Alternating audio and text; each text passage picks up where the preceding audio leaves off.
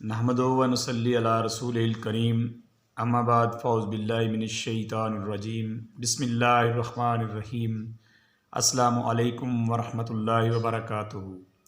हकीम दाऊद अहमद ख़ान अपने YouTube channel में आप सबको खुश आमदीद कहता है। आज हम जिस मौजू पर बात करेंगे वो है वजहुल मुफ़ासिल, जिस्म में दर्दों का मौजूद रहना। इसका इलाज क्या है, आज हम इसके ऊपर बात करेंगे। जैसा कि मैं अपनी हर वीडियो में तकरीबन ये बताता रहता हूँ कि देसी इलाज करने से पहले कानून मुफ़रद अज़ा के मुतल्लिक़ जानना बहुत ज़रूरी है। तो इसके लिए ज़रूरी है कि आपको ये पता होना चाहिए कि आपका मिजाज कौन सा है, आप किस मिजाज से ताल्लुक़ रखते हैं। वजहुल मुफ़ासिल उज़लाती मिजाज में और गद्दी मिजाज में होता है। तो आपको सबसे पहले ये पता होना चाहिए कि आपका मिजाज कौन सा है, आपने कौन सा इलाज करना है। जब हम कहते हैं कि ये बीमारी जो है उज़लाती असाबी में पाई जाती है, तो इसका मतलब ये होता है कि ये खुश्की और सर्दी का मर्ज़ है। आज मैं जिस नुस्ख़ा के मुतल्लिक़ बात करूँगा वो खुश्की और सर्दी का इलाज होगा। तो इसमें जो तहरीक होती है वो दिल के अंदर होती है और जो तहलील होती है वो असाब में होती है, यानी दिमाग के अंदर होती है। जो तस्कीन होती है वो जिगर में होती है, गुद्दत के अंदर होती है। तो हम सबसे पहले तस्कीन वाले मुकाम का इलाज करेंगे। तो इस सिलसिला में मैं आपके सामने एक नुस्ख़ा लेके आया हूँ जिसमें सिर्फ़ 4 चीज़ें हैं। सबसे पहले तो है नुशादर ठीकरी, इसको हम कहते हैं ठीकरी नुशादर भी कहते हैं। ये इस तरह का होता है, सफ़ेद कलर का, ये पंसारी से आराम से मिल जाता है। ये हम लेंगे 1 तोला। उसके बाद है जी हमारे पास मुसब्बर स्याह, ये काले रंग का होता है, इस तरह का, ये भी पंसारी से आराम से मिल जाता है। ये भी हम लेंगे 2 तोला। उसके बाद है जी हमारे पास सुंड, इसको हम जंजीबील भी कहते हैं। ये इस तरह की होती है, पंसारी से मिल जाता है। जब हम पंसारी से इसको ले आएँ तो इसको धूप में अच्छी तरह तमाम चीज़ों को खुश्क कर लें। जब ये खुश्क हो जाए तो फिर हम इसको इस्तेमाल करेंगे। इसका वज़न भी हम लेंगे 5 तोला। और उसके बाद जी हमारे पास है हंजल, जिसको हम तुम्मा कहते हैं। ये इस तरह का होता है, इसका हमने पोस्त लेना है, पोस्त भी लेना है और इसका अंदर वाला जो गूदा है वो भी हमने लेना है। इसके बीज जो है ना वो हमने नहीं इस्तेमाल करने, क्योंकि उनसे पेट के अंदर मरोड़ और दर्द वगैरह पैदा होता है और तकलीफ़ बढ़ जाती है। तो हम सिर्फ पोस्त तुम्मा ही लेंगे। इसका वज़न हम लेंगे 2 तोला। वज़न दोबारा फिर सुन लें।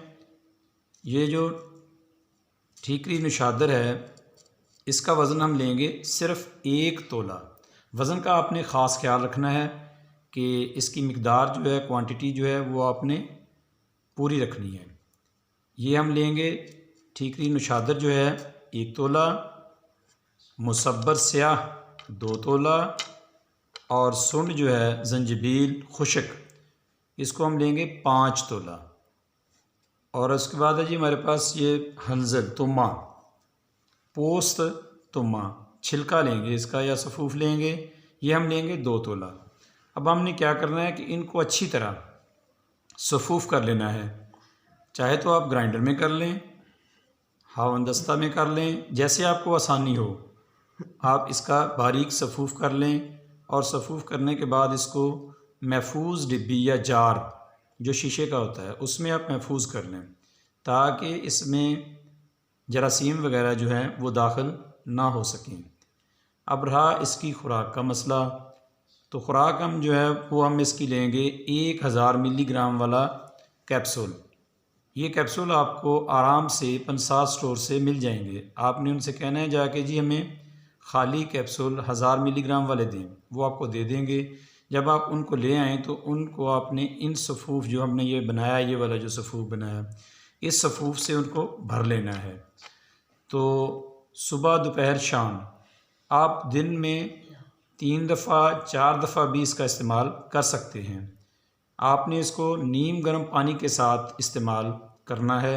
इंशाअल्लाह ताला आपका ये जो वजहुल मफासिल का मसला है, दर्दों का प्रॉब्लम है, ये हल हो जाएगा। अब अल्हम्दुलिल्लाह जैसा कि मैं अपनी हर वीडियो में तकरीबन बताता हूँ कि दवाई तो हमारे पास तैयार है, तो अब हम इसको किस किस मकासद में भी इस्तेमाल कर सकते हैं। ऐसे मरीज़ जिनको खुश्की सर्दी की वजह से नज़ला और ज़ुकाम का मसला हो, दमा हो और सीने में बलगम का मसला हो, वो भी इसको इस्तेमाल कर सकते हैं। और इसके अलावा ऐसे मरीज़ जिनको भूख नहीं लगती, उनका मैदा काम नहीं करता, तो वो भी इसे इस्तेमाल करेंगे तो इंशाअल्लाह ताला उन्हें भूख भी लगेगी और उनका मैदा जो है वो भी काम करना शुरू कर देगा। तो दवाई तो मैंने अब आपको बता दिया, आप इसको ज़रूर बनाएं और इस्तेमाल करें। इसका कोई नुकसान नहीं है, ये बिल्कुल बेज़रर है।